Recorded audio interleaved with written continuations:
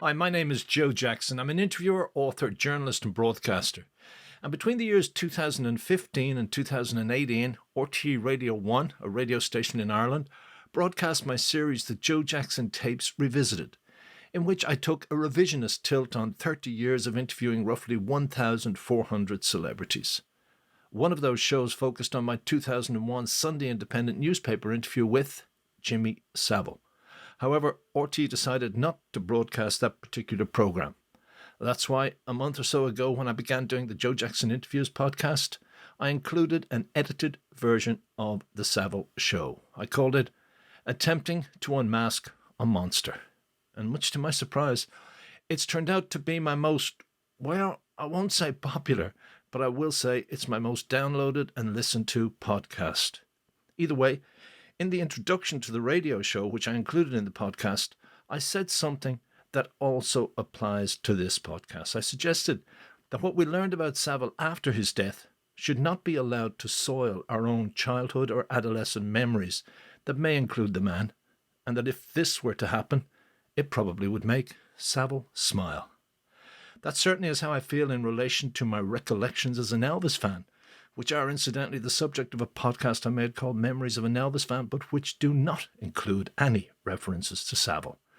Even so, as I suggested to Savile at the start of our interview, in a clip you're about to hear and which I cut from the previous podcast, I first became aware of the man as a DJ when I was 12 and saw in Elvis Monthly a picture of him with the King on the set of the movie Roustabout.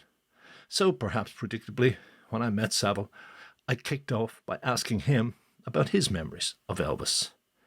By the way, the Snowman's Club we talk about was an honorary club put together by Presley's manager, Colonel Tom Parker, who, Savile says, tellingly made him its governor.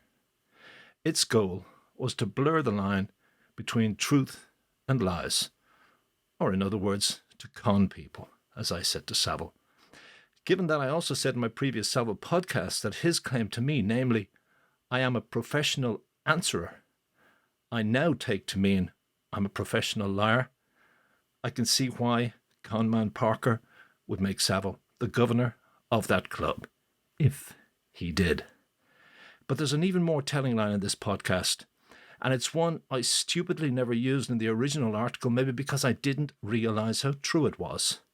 Savile, at one point, quite casually, and as an aside, says that Colonel Tom Parker and Elvis didn't know, quote, I could be as diabolical as I was with a straight face.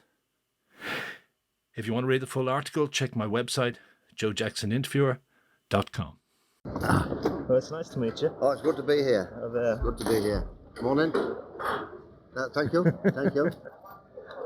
Kind of ties in with one of my first questions. It's a kind of lifetime interview. You tell me whatever you want. Okay. The jacket impresses me as much as the one you were meeting Elvis with all the roustabout things on it. Oh, yes. That's how much I remember. There you are. Okay, I saw the picture in Elvis Monthly and he was pulling your hair, wasn't he? That's right. And all the pictures inside. Okay. They just found those pictures in Graceland, funny enough. Oh, do they? Yeah, just found them in Graceland. And they found them on the computer. All right. And apparently there's a picture of, one of the pictures of myself and Elvis just inside the front door of Graceland. Really? On the wall, yeah. Oh, right, okay. I didn't know that, yeah. I didn't know that either. Yeah, but it was a super guy. So tell me, which was, looking back over the 40 years now, which was more important, meeting Elvis or the Pope? 50-50. Was it? Yeah, because they're both legendary in their own rights, and they both stood for good things. Elvis stood for good songs, and all that business about him being a drug addict, forget it, because he wasn't at all. But in America, you can't die simply. Right. You have to die complicatedly in the States. That's where they make books and stories from. But El was, he had a liver condition, which, funnily enough, a friend of mine had identical condition over in England at the same time, and they both died in the same month. Right, okay. And it's called a flare-up thing, where your liver malperforms, and you take some pills, and dies down, then it flares up again. And one day it flares up, you take the pills, and it just keeps on flaring up and you die. Right, It's called okay. a flare up. So So you don't buy the stories of all the drugs in his none body and all whatsoever. that? You think they were I all knew from the guy. medicinal purposes? I knew the guy, yeah. So he never looked stoned when you talked to him? No, never at all. Or never on at speed all. or anything? Never at all, never at all. Right. He was a truck driver. He was all he wanted to do was sunbathe, do a bit of karate, team around with his pals. He wasn't even a drinker. That's true. No. Yeah. So, but of course, in the States, you can't die simply. Right, so many times did you meet him? Was it just on that set of Roustabout? No, there was right. three. I was on three of his films with him. Right.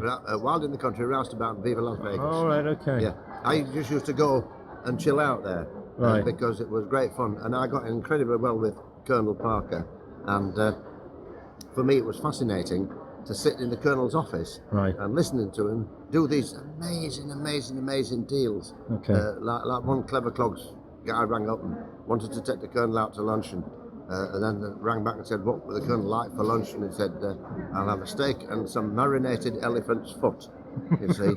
And so they phoned back about 20 minutes later. And this deal was for $1 million, which at the time was a lot of money. Right. And they rang back about 20 minutes later and said, the steak's okay, but they're having difficulty with the marinated elephant's foot. And he said, okay, the deal's off, and he put the phone down. All right. And I said to his right-hand man, a fellow called Tom Diskin, Right. I said, will they come back? And this is it. Once the Colonel's put the phone down, that's it. Right, I okay. said, surely you're not going to lose $1 million over some marinated elephant. It'll come back. But he had a snowman's club, didn't he? Yeah, Where I he was the great, remember. were you? He was the great bluffer. Yeah. It's called the League of American Snowmen. And I have a badge. In Leeds, a little badge on a ribbon. All right. Anybody who could do a snow job. Yeah. And the Colonel reckoned I was the governor. Which is a con job for people who don't understand. Because you can pull the wool over people's eyes. Well, it's the snow. You can't tell what's the real and what's when there's a snowfall. Right. You can't tell when's a hole. But you can assure us that Elvis did exist. Elvis wasn't a figment of Parker's imagination. Elvis he was real. There were two totally independent people. Elvis was entirely independent from the Colonel. They could go 6, 7, 8 months and not even meet each other. And the Colonel was a totally independent person. They were both immense characters, and for me, it was such an honour as well as a pleasure to have been declared in at that team. All right, okay. And then I heard you even on Luxembourg the night he died, and you said it would be a night that will go down in history. And 25 years later, it obviously has. Well, nobody expects anybody to die. Right. Not. And you had like no that. inkling of it. You None hadn't whatsoever. right. No. But as I said, my pal died of exactly the same condition in the Royal Free Hospital in London. All right, okay. And it was exactly the same condition, exactly the same medication, and that was it. And all that business of where you would see pictures of Elvis puffed up, that was to do with the condition. It was nothing to do with fat, because you couldn't gain that much weight and lose it in a week. Which he was doing. No, in a week. Right. And of course, with that particular condition, they could take off litres of fluid from your body, and how you manufacture it, nobody actually knows. But 1 minute you can look like a frog, and next minute the fluid's left you and it's gone down.